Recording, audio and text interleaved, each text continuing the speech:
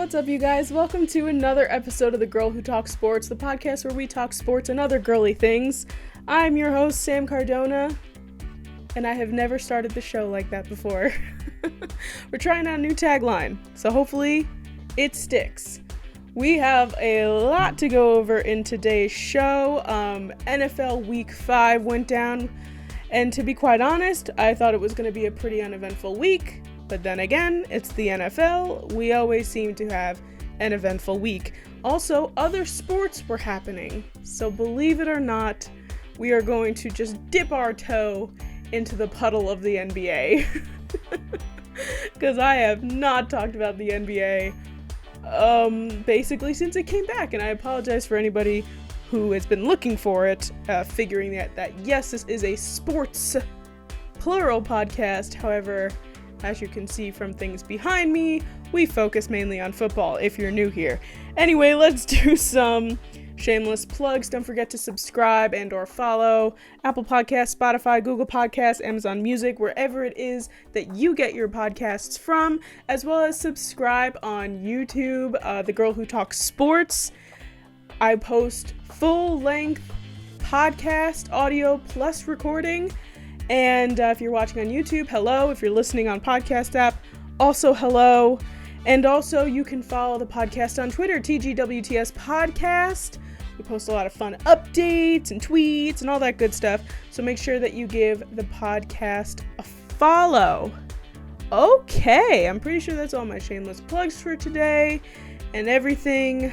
Don't think I have any other announcements today. Usually I go on and on about announcements and things like that, but is it really a sports podcast if you don't dwell on for 3 minutes about things that have nothing to do with sports? Okay. Let's get into today's show. So first things first, before we talk about football for the rest of the podcast, we have the NBA Finals to go over. Now, I could get into all the statistics of the NBA Finals and all that good stuff, but we're going to discuss something else first. And foremost, if you're unaware, the Lakers are the NBA bubble champions.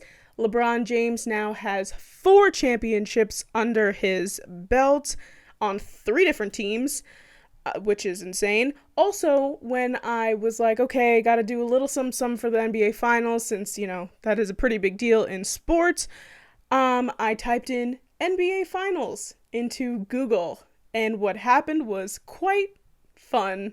Little purple and yellow fireworks went off all over the page. I don't know if it still does that, but if you're looking for a quick serotonin boost, it's very fun. So it was a 4-2. It was only 6 games. Miami Heat could have forced a game 7. However, Sunday Sunday. This happened Sunday.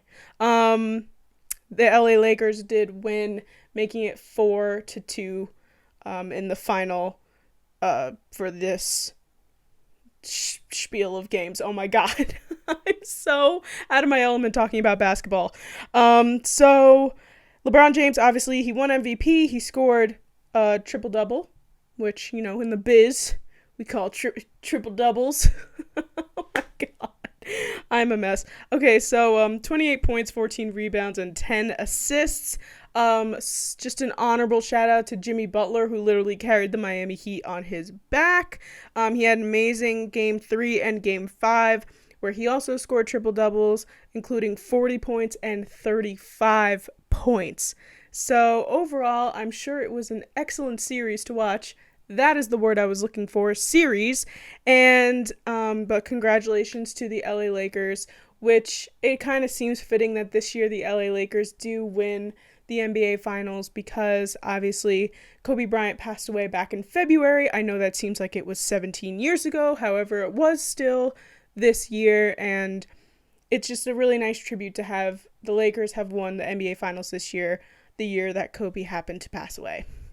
Now, before we get into football and before we finish talking of our NBA talk until next year, I had to just quickly discuss this one thing that happened in the NBA. So, the Lakers win. They're celebrating, they're doing all their things, They still got to go back to their hotel. So they get on the bus and they're going home. J.R. Smith, who, oh my God, love this man. Everything he does just makes me laugh. So he's on Instagram Live doing his thing for the NBA Finals. People are watching and everything, congratulating them, sharing in their glory of winning the NBA Finals. Quinn Cook, who is another player on the Lakers, comments on J.R. Smith's Instagram Live. What does he say, you might ask? He says, make a U-turn, because they left Quinn Cook at the stadium. They left him at the stadium. Saw JR was live on Instagram, went onto his Instagram Live, commented, make a U-turn, and J.R. Smith goes, oh no, QC? Is QC on the bus? Oh my God, guys, we left QC. We gotta go back for QC. I, again, was just looking up, okay, gotta get the basic things here for the NBA Finals to mention on the pod. And I saw this, and I was like, what an amazing storyline here. So freaking funny. I'm assuming that they went back for him to get him. But oh my God, I was hysterically laughing at this. I thought it was so funny.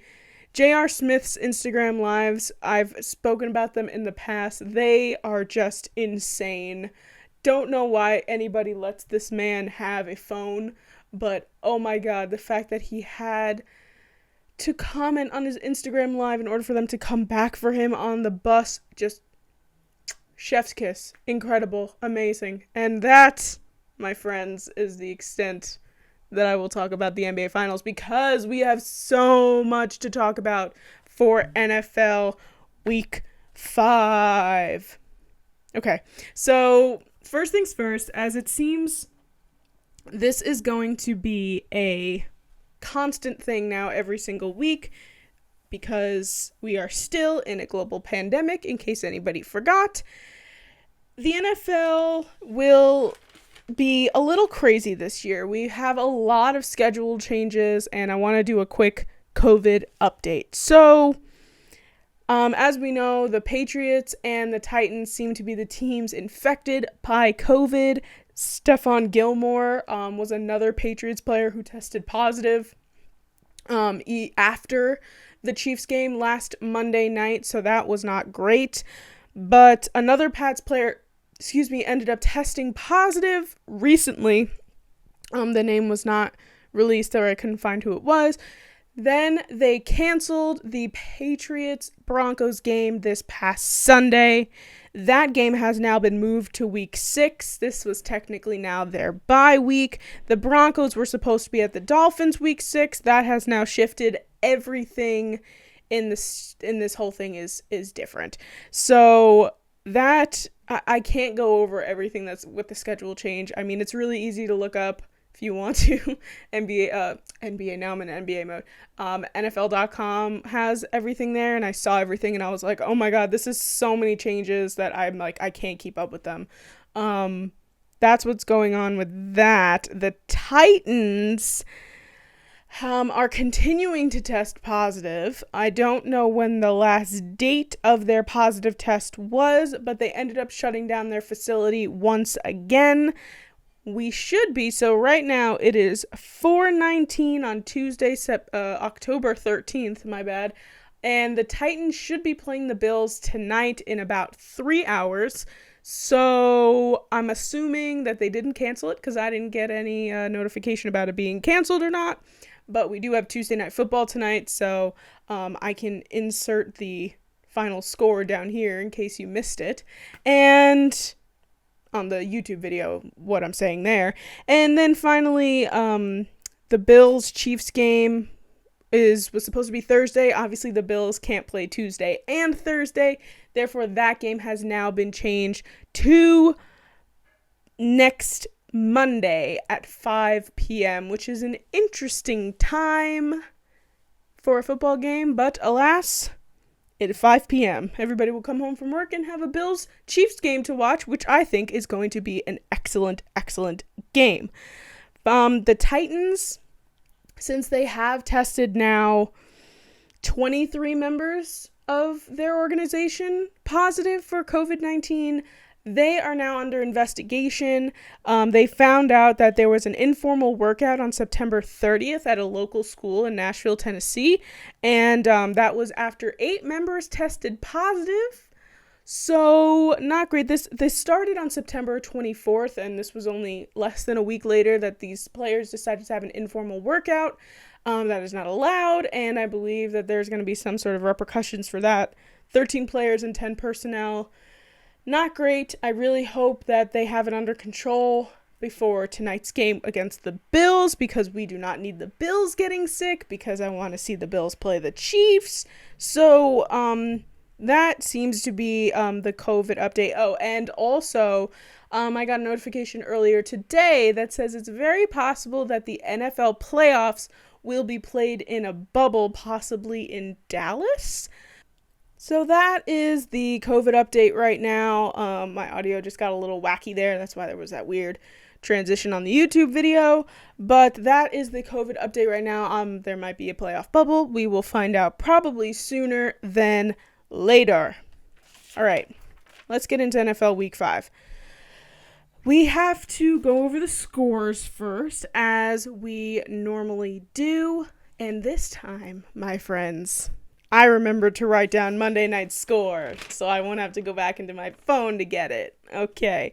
Tampa Bay 19, Chicago 20, Arizona 30, New York Jets 10, Las Vegas 40, Kansas City 32, LA Rams 30, Washington 10, Philadelphia 29, Pittsburgh 38, Jacksonville 14, Houston 30, Cincinnati 3, Baltimore 27, Carolina 23, Atlanta 16, New York Giants 34, Dallas 37, Miami 43, San Francisco 17, Indianapolis 23, Cleveland 32, Minneapolis 26, Seattle 27, LA Chargers 27, New Orleans 30.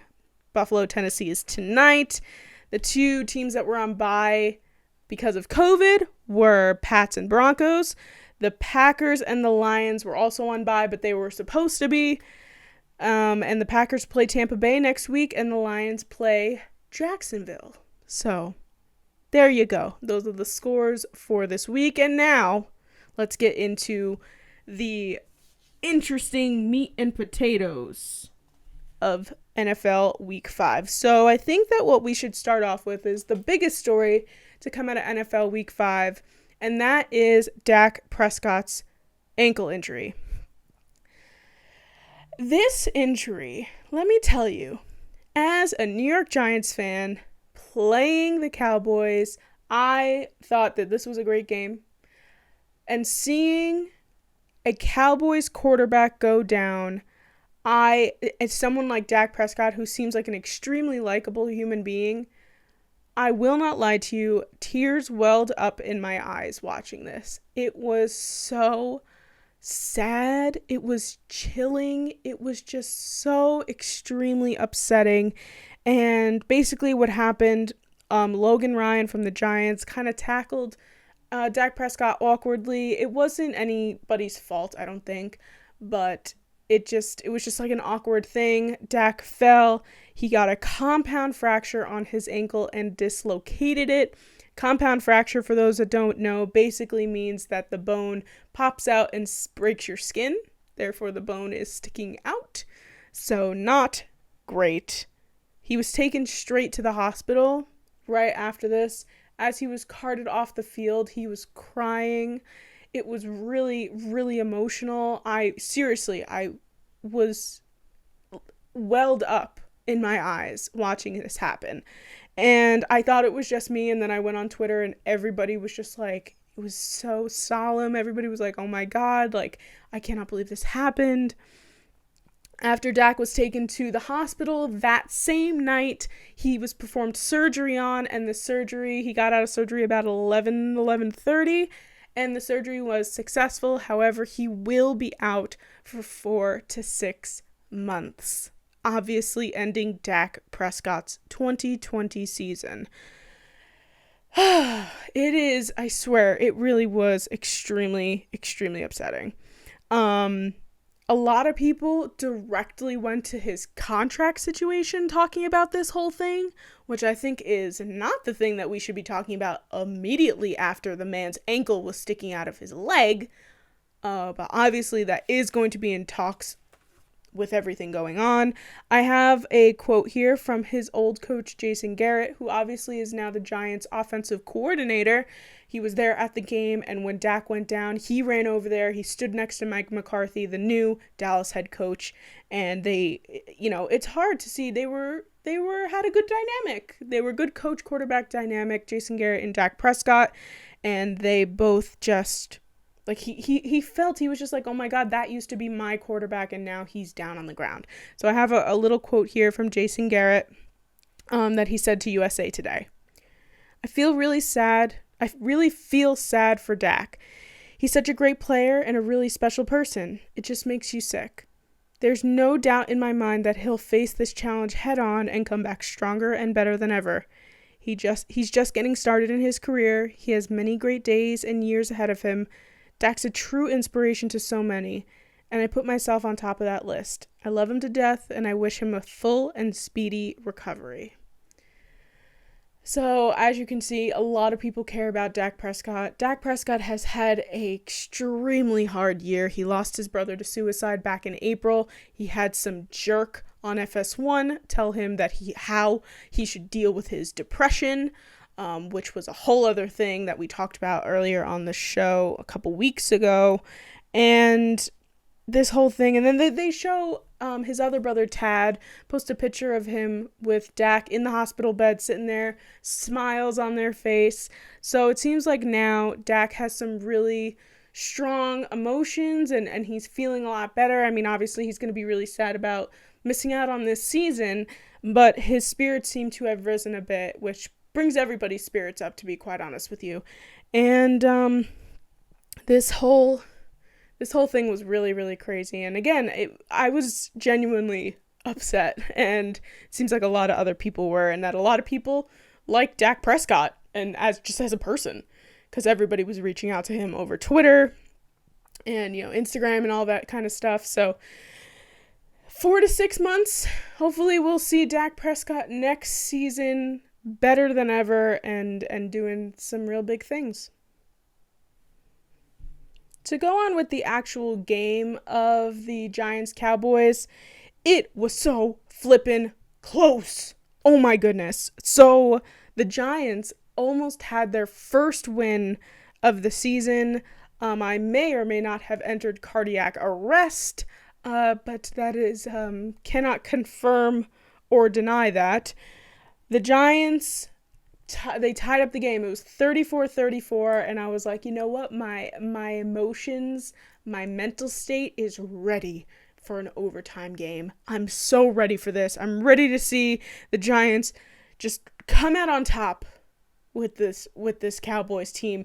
Literally them winning that game and the Cowboys losing, and that the fact that the Washington football team and the Philadelphia Eagles both lost, they would have been second place in the division. If not no, it wouldn't have been first place. It would have been second place in the division.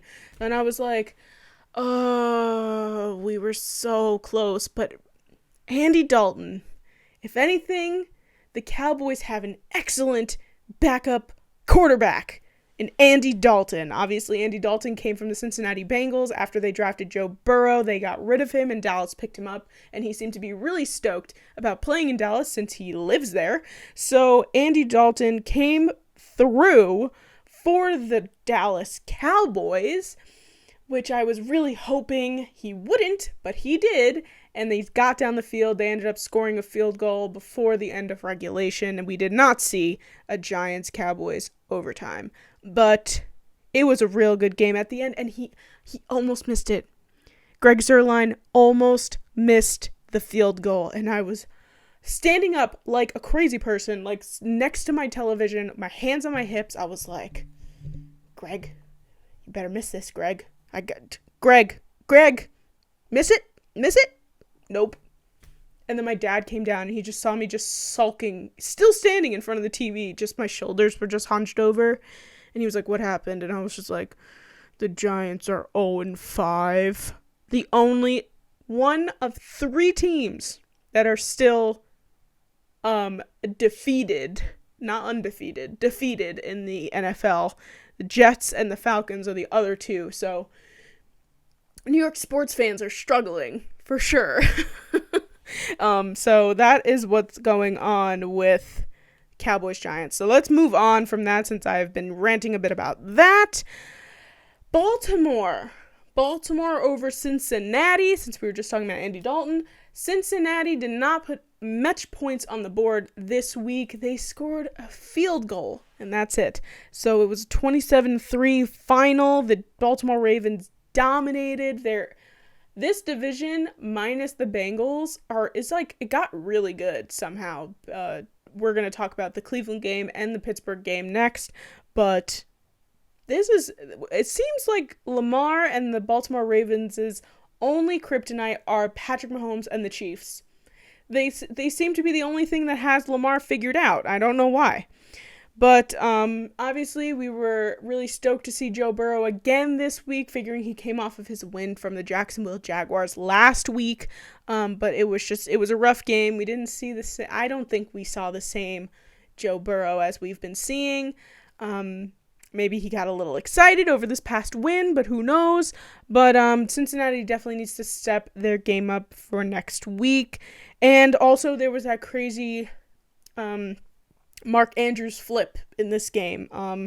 Mark Andrews, the tight end for the Baltimore Ravens, caught the ball, and the defender, somehow the way that he hit him, he went up in the air and did a little flippy flip and then came back down, and I was like, oh my god, that is a very large man doing a very large flip. So that was Baltimore and Cincinnati. Arizona got a win over the New York Jets, which was a much needed win, I should say. DeAndre Hopkins is still out here being probably the best thing that could have happened to the Arizona Cardinals. And obviously, like I said earlier, the New York Jets are among the New York teams that are still waiting for their first win. So the Jets are 0-5, and the Arizona Cardinals definitely needed to have a win like this after the past 2 weeks, I believe they've lost. And also, there's a little trouble in paradise in the New York Jets. Le'Veon Bell is out here making waves once again. It seems like maybe it wasn't the Steelers. Maybe it's just Le'Veon Bell. So Le'Veon Bell's out here liking tweets about him getting traded and like that they're not using him enough and all this stuff. And of course, Adam Gase and him don't seem to get along very well.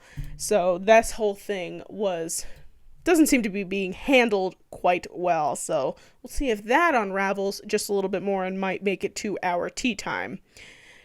The battle in Pennsylvania, Pittsburgh and Philadelphia. So I was rooting hardcore for the Pittsburgh Steelers this week. I didn't want to see the Eagles win because I really thought the Giants were going to come out on top of the Cowboys and thus changing this division around a little bit. But it's just you just want to wish, but it's taken away from you. Happiness just keeps getting taken away from us. But I also really root for the Pittsburgh Steelers because my brother is a diehard Steelers fan, and unfortunately he works on Sundays and misses these 1:00 games, so I try to channel his inner fandom to protrude onto the television so that they feel his presence through my presence. And it all, I don't know, I'm trying. But my brother really is, he's a diehard Steelers fan. And since he does miss the 1:00 games, I try to fill him in on everything that's going on. And it's this game, my God, what an excellent game to be watching. First of all, it was not just like a blowout. Philadelphia was holding their own. I think that they could have done a lot worse in this game, but they actually did pretty well. However, the Eagles' defense, at least, seemed to not be ready at all for somebody named Chase Claypool. I don't know if you guys heard about this guy. If you haven't, oh my God, get a grip. This guy, he was the first pick of the Pittsburgh Steelers in this draft. I believe he was a second-round pick. He is a Canadian just made his way down to Pittsburgh, out here making history.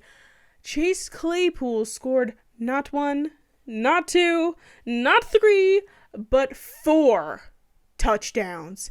And I literally was like, this kid, I mean, we've seen him do some good things these past weeks, but this game was just insane. And he scored 4 touchdowns. I believe the statistic was that no other Steelers player has scored 4 touchdowns in a game since like the 40s or something, like 1948 or something like that. So it was, crazy stuff. The kid was on fire. The Steelers are 4-0. Fun fact with that as well, Big Ben Roethlisberger, who has been with the Pittsburgh Steelers for 16 years now. He was drafted in 2004. He has not been 4-0 ever in his life. I believe the last time the Steelers were 4-0 was 1975. I'm just throwing dates out at you now. Like, I'm pretty sure that's right, though. So the Steelers are really doing absolutely amazing, and I'm telling you, the Steelers, we're going to see them in the playoffs this year. You can quote me on that. Chase Claypool, I just wanted to throw out this fun little tweet. It's not our tweet of the week this week, but I had to throw it out there. It was him photoshopped on top of Tom Brady's head with the 4 meme now, because we will talk about it next, right after this. Tom Brady forgot about what down he was on for some reason and was looking for a 4th down. So I literally posted this on the podcast Twitter, TGWDS Podcast. Please give us a follow. And I was like, this might be the best thing that I've ever seen in my life. And it really genuinely was. So Chase Claypool's got jokes. He's got speed. He's got hands. He's got everything. He's a full package. I cannot wait to see what else Chase Claypool does for the Steelers this season. It's going to be so good. So let's talk about this Chicago-Tampa Bay game, because, oh my God. Oh, there's a little bit of tea in this, and we're going to talk about that later. Not on Tea Time, rather our Let's Talk About It segment, about what happened with the sportsmanship at the end of the game. But so stay tuned for that. That'll be our Let's Talk About It segment. But Chicago beat Tampa Bay by 1 point. 1 point. It was 20-19. Nick Foles still just won't let Tom Brady beat him. It doesn't matter if they're on the Eagles and the Patriots or if they're on the Bears and the Tampa Bay Buccaneers. Nick Foles is Tom Brady's, with Eli out of the league now, Nick Foles is the man that Tom Brady cannot win against. And like I said before, if you guys missed the whole situation with the 4 thing, Tom Brady basically at the end of the game was looking at the referees with the number 4 held up on his hands, as if to say, like, can I please play 4th down? And everybody was like, oh my God, Tom, you just played 4th down. You don't get any more. It's 1, 2, 3, 4. 4 downs. That's it. That's all you get. You don't get an extra one. And just because you forgot that maybe it wasn't 4th down, maybe you thought it was 3rd down, I don't know. I don't want to make assumptions about what went on in Tom Brady's mind there. I don't know if maybe he was given misinformation by his teammates or his coaches or something. I have no idea why he assumed it was 4th down. I don't know if maybe he just forgot. I don't know. But again, I think he was a little flustered. Nick Foles kind of shook him up a little bit. And Nick Foles came out on top again by 1 point. Moving on to the Houston game. The Houston Texans get their first win of the season without Coach Bill O'Brien.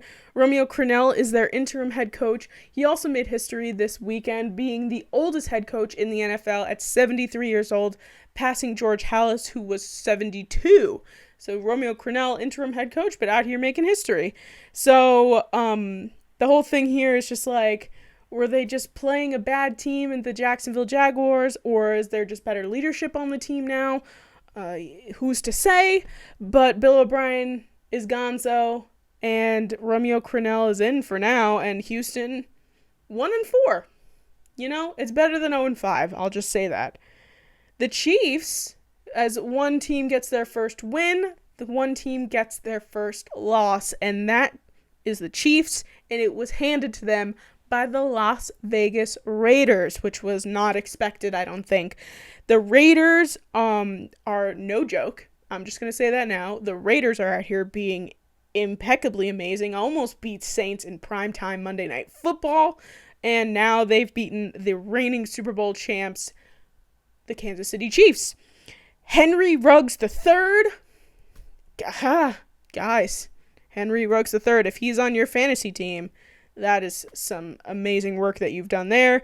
He had a 72-yard touchdown and also this amazing grab off the head of a defender, which was 46 yards.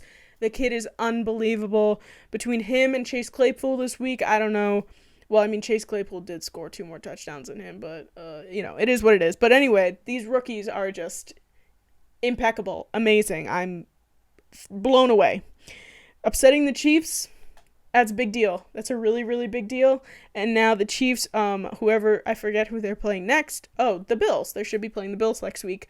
I would be a little nervous for the Bills. As much as I like to see the Bills win, it's going to be a little scary for the Bills. The Chiefs are going to be angry, for sure.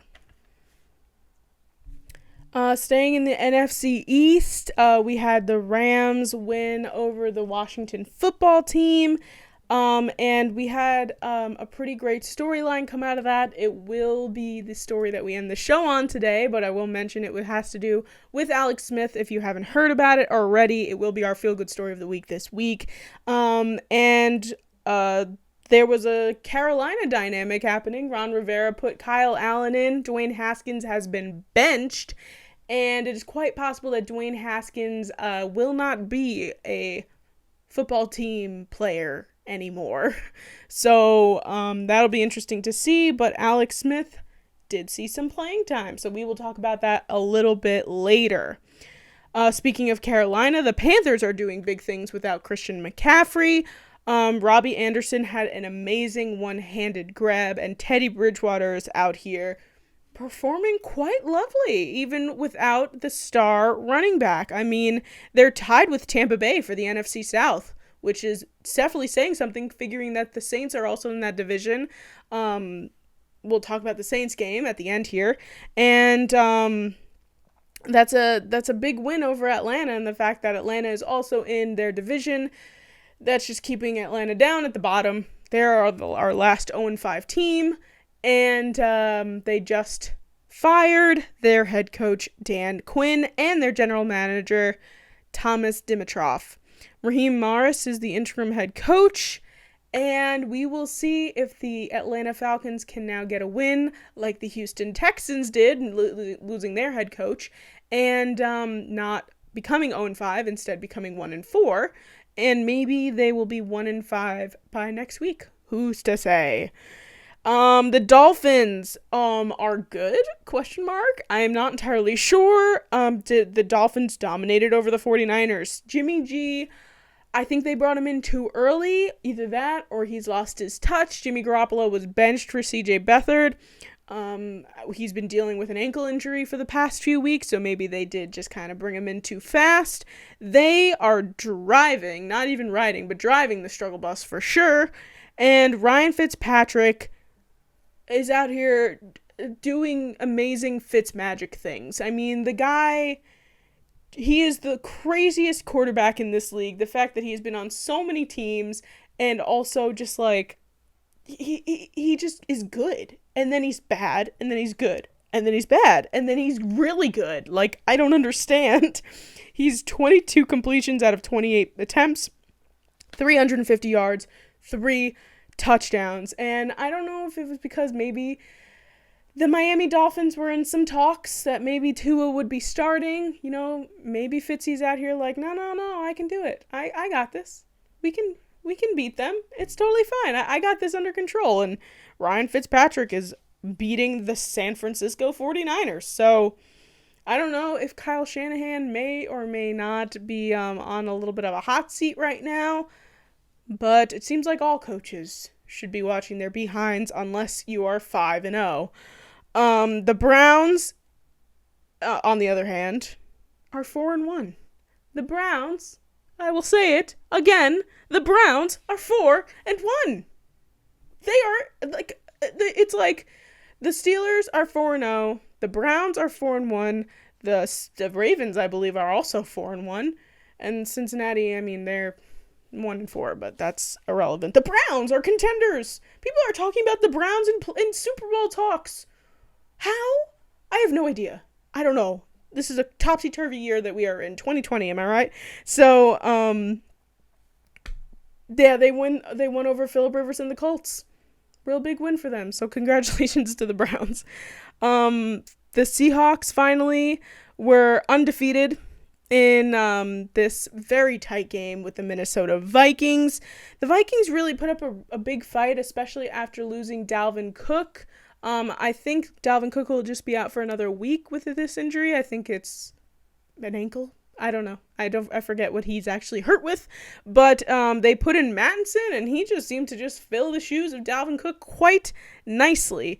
It all came down to this one play at the end of the game where it was 4th and inches, and the Vikings didn't make it, gave the ball back to Russell Wilson, and finished it off. And just on a separate note, DK Metcalf is an animal. That is all I will say about that. Finally, I forgot to write down notes for this, but I can tell you it off the top of my head because I watched the whole freaking game. Chargers, Saints, Justin Herbert. Oh my goodness. What an extraordinary boy. I cannot believe that this man brought his team, his infant team, to overtime in Mercedes-Benz Stadium against 41-year-old Drew Brees. The fact that he put up such a fight, he did amazing. I mean, at one point, they were up by like 2 touchdowns. Saints weren't even getting down to the field. Weren't even getting into the end zone. I was like, oh my goodness. I was perplexed. And by the end of that game started rolling around, I think I'm not the only person who thought this, but we were like, oh my God, for the love of God, please don't go into overtime. The one game, please, I'm so tired, don't go into overtime. And here we are, 11:30 at night, watching Monday Night Football, went into overtime.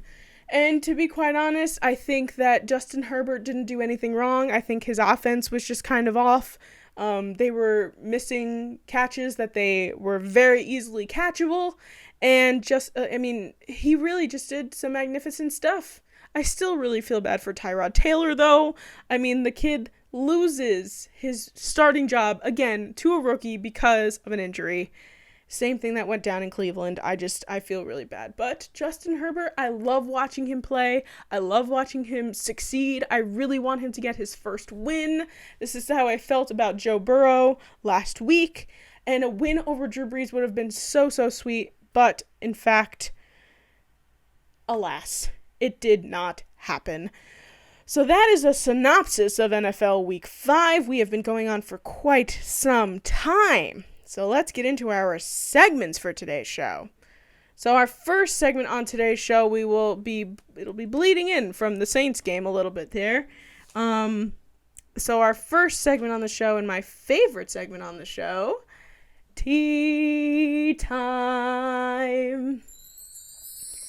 Tea Time is my favorite segment on the show because we delve into the hot, steamy gossip of the sports world, and this week, I'm just grabbing my mug. I don't know if you could tell last week if you were watching on YouTube, I did not fill up my mug last week, so I was waving it around even though it was supposed to look like I had stuff in it. But this week I do have indeed stuff in my mug. So the tea for this week, we have 2 tea times. We have 2 stories to go over for tea time this week. The first one, like I said, bleeding in from the Saints-Chargers game. Or rather, who wasn't in the Saints-Chargers game, and that was Michael Thomas, star wide receiver. Michael Thomas has been out with an ankle injury. You know, a lot of people were like, oh, he's just going to be inactive for Monday Night Football. No, he was going to play. Michael Thomas was going to play, but no, he decided it's time to punch a teammate. I'm trying to sip my tea. So Michael Thomas didn't play Monday night because he was being disciplined because he in fact punched Chauncey Gardner-Johnson, who is a safety on the team. I'm not entirely sure why, but I will tell you some information that I found.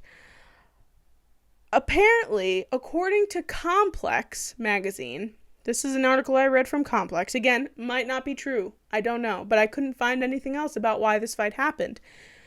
The fight actually happened between Michael Thomas and Malcolm Jenkins. Apparently, they have some history together, and Malcolm Jenkins called him a slant boy, I guess supposedly making fun of him for some way or another for the slants that he runs, I'm assuming. Again, this is a little bit more of rumor than actual fact, and that is what caused them to start fighting, and CJ Gardner-Johnson just happened to get in the way and got punched in the face. But then I saw something else that said it is in fact Gardner-Johnson and Michael Thomas who have history together, and they got into a fight last season. So I'm not entirely sure why this fight happened, but Michael Thomas did in fact punch this man in the face, and he was disciplined and didn't get to play in Monday Night Football. It's possible, obviously, that this game could have turned out extremely different than it did if Michael Thomas was in the game, but we will be seeing Michael Thomas next week. Okay, that's part one. Part two to the tea time is the fact that J.J. Watt is, he got into a little bit of an argument with his now previous coach, Bill O'Brien. So J.J. Watt, Bill O'Brien, and defensive coordinator Anthony Weaver had a heated exchange with the coach before he was fired. There was no record as to what was said. I know this is a tea time filled with holes because we don't know what's going on. The tensions were very high at 0-4, and obviously right after this, Bill O'Brien was fired. J.J. Watt is a very big, scary man. To be quite honest with you, I would not want to get into a heated exchange with J.J. Watt, but he came out, he said that there is no ill will between him and Bill O'Brien. They have a long history together for quite some time. Bill O'Brien was his coach. They've made it to the playoffs several times. So that was that. But J.J. Watt's also here maybe throwing a little bit of shade in the Twitter sphere. So first tweet he puts out says, "Fun. Finally, hashtag H-Time," which I don't know if he meant to write H-Time or if that's like a hashtag that they use. I'm not entirely sure. So obviously him coming out saying, finally winning a game. Wow, finally. So that was the first one. Well, actually, I should say that's the second one. The first one is a little bit more open to analyzing. So J.J. Watt posted this tweet in which it is just a picture of their stadium, NJR Stadium. It's a picture of the stadium. The roof is open and the sun is shining through. Now, what you might not know is that NJR Stadium does indeed have a roof that can open up. That's one thing. Second thing is that the roof hasn't been open in 6 years.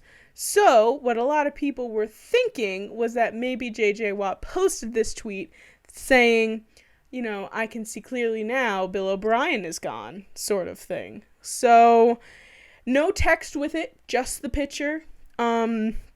It's a little spicy, a little bit. But again, I doubt he would ever say that has anything to do with Bill O'Brien. But we love to dream, and a lot of people like to think that is also true. So that is our 2 tea times for this week. I know it doesn't compare to last week's tea time with Jalen Ramsey and Golden Tate, but we gave you 2 this week instead of 1. So don't be ungrateful. Okay. Okay, next segment. We have... let me put my mug away before I spill water on my computer and I cry forever. So there's our tea time mug, and our next segment is a segment that we normally don't do. And I said that I would only do this segment when it mattered. And this is our Respect the Red Zone. Our Respect the Red Zone segment is basically when a fun, creative touchdown celebration is done. and I give it props on Respect the Red Zone. I used to track them down and list them off, like 5 or 6 of them.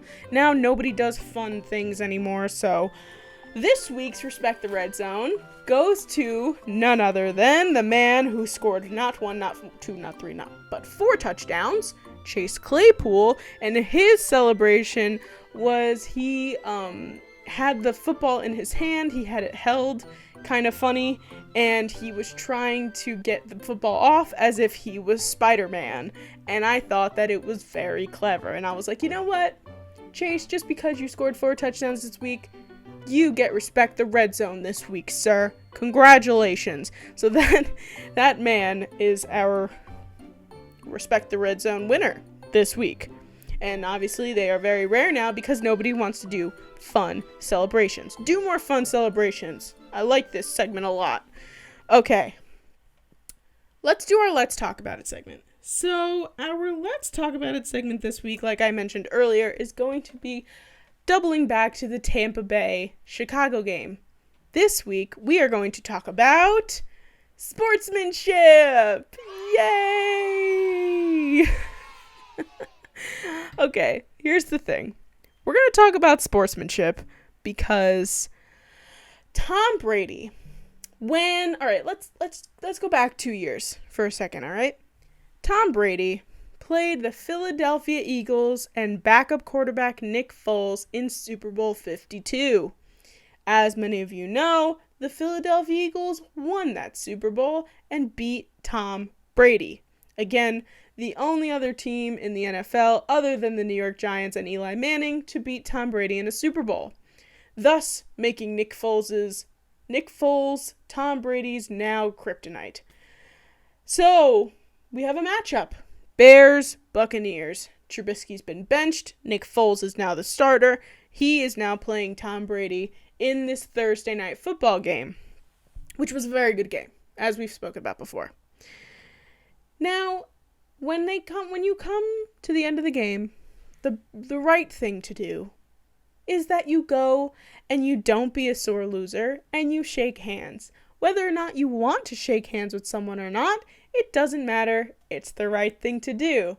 Tom Brady, on the other hand, sprinted to the locker room instead of meeting Nick Foles in the middle of the field to shake his hand. Now, I don't want to hear COVID things. Okay? Oh, you can't shake hands because of COVID. These men are out here hugging each other. They are playing a contact sport with no masks on. Okay? I don't want to hear anything about COVID. Tom Brady was sad. He was also a little bit flustered at the fact that he forgot how many downs he had. And he ran to the locker room. Didn't want to shake Nick Foles' hand. However, what makes me feel extremely sad is that Nick Foles is standing in the middle of the field looking around for Tom Brady because he has manners and was raised correctly. And Nick Foles is looking around like going to shake Tom Brady's hand. And Tom is nowhere to be found. How could you leave Nick Foles out there? Come on. He really just genuinely wanted to meet up with Tom Brady and be like, oh man, good game. We only won by 1 point. Not a touchdown, not one touchdown, not a field goal. 1 point. 1 point they won by. And Tom Brady had the audacity to run, not walk, not slunk away, full-blown sprint into the locker room so he didn't have to shake Nick Foles' hand. And I just have to say, how dare you? Genuinely. How could you not go and shake somebody's hand at the end of a game?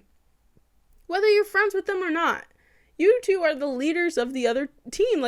What does that show to your team that you could not shake the other quarterback's hand? Because you're sad? Because you didn't want to? Because you're upset that he beat you in the Super Bowl? Come on now.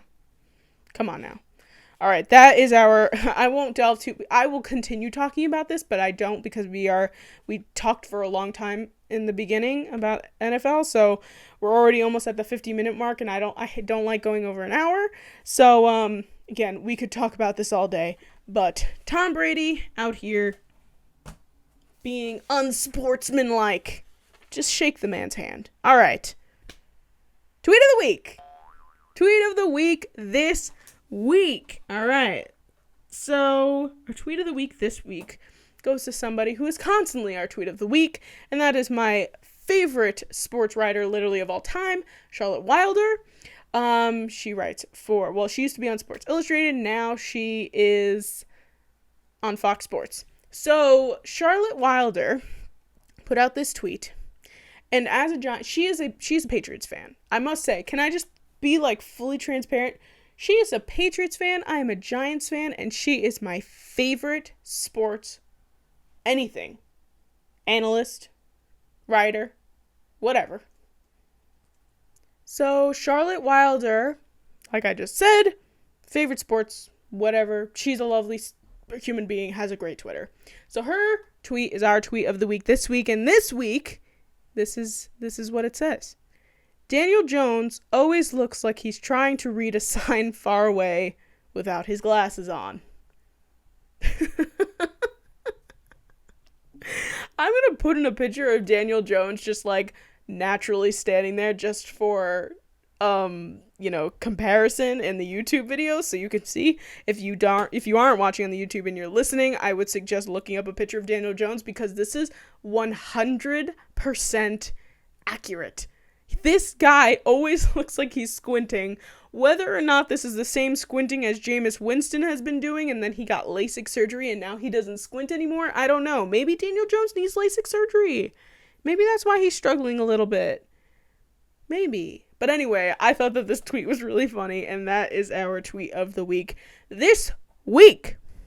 And finally, our feel-good story of the week. This feel-good story, like, I think you guys can figure it out if you've been listening this whole time. I mentioned it earlier with the Washington game.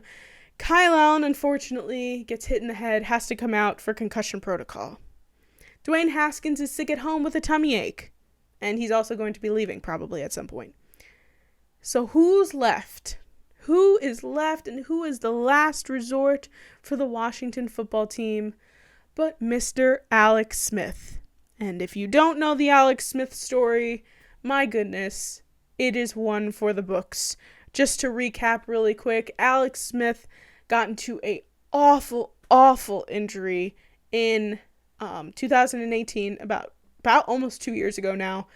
He broke his tibia and his fibia, got 17 surgeries done on his leg, almost had to amputate it due to the infections that were caused from said surgeries in his leg. Daniel Jones, oh my goodness. Alex Smith was not supposed to play football anymore.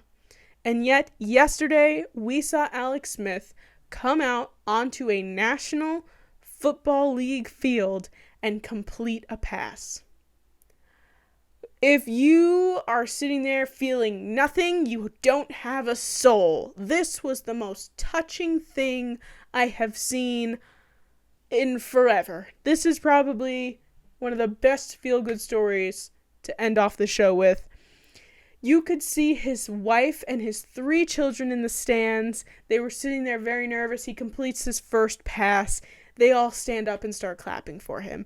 And his wife also, oh my goodness, I couldn't even imagine what emotions were going through her head. She was probably extremely proud and extremely nervous.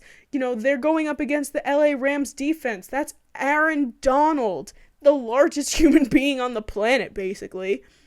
Going up to your possibly fragile husband. Like, everything they did, I was just like, oh my god, like, no, Alex, no, don't do that, just throw the ball, Alex. And like, I was nervous as well, so I couldn't imagine being Alex Smith's wife. But he came out, I mean, they didn't win, he didn't score a touchdown, but the fact that this man came out onto an NFL field and completed a pass, several passes at that, but his first pass was completed, that's what's important. He did it. He defeated every single odd that was thrown at him. He defeated the fact that they told he was never going to play football again. He defeated the fact that the doctors told him that he was going to lose his leg. He both plays football and has 2 legs. And the man, I mean, a few months ago, we saw him getting champagne poured on him because he was walking. I mean, I was like, there's no way he plays this year. And then he's cleared for football activities. And then he's practicing. And then he's playing in an NFL game.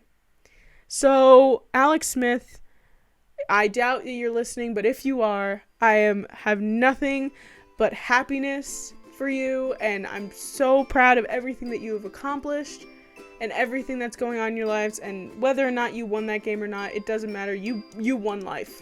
You did. You defeated every odd. And you did it, and I'm so proud. I'm getting emotional. I don't know if you can hear it in my voice. Oh my goodness. So anyway, that is our show for this week. I appreciate every single one of you who have been listening, who have been subscribing, who have been leaving reviews on Apple Podcasts. I appreciate you guys so much. Don't forget to follow and subscribe continuously on Apple Podcasts, Spotify, and on YouTube as well, and The Girl Who Talks Sports, as well as clicking those little bells to turn on notifications, to get notifications when new videos get posted. And, please leave a review on Apple Podcasts. That's super helpful for me. Tell your friends, tell your family, and don't forget to follow the podcast on Twitter, TGWTS Podcast. And I think that is about it. I hope that you all have a fun, fantastic, sports-filled day. Please be safe, wear your mask, and wash your hands. And I will see you guys all next week for NFL Week 6. Bye!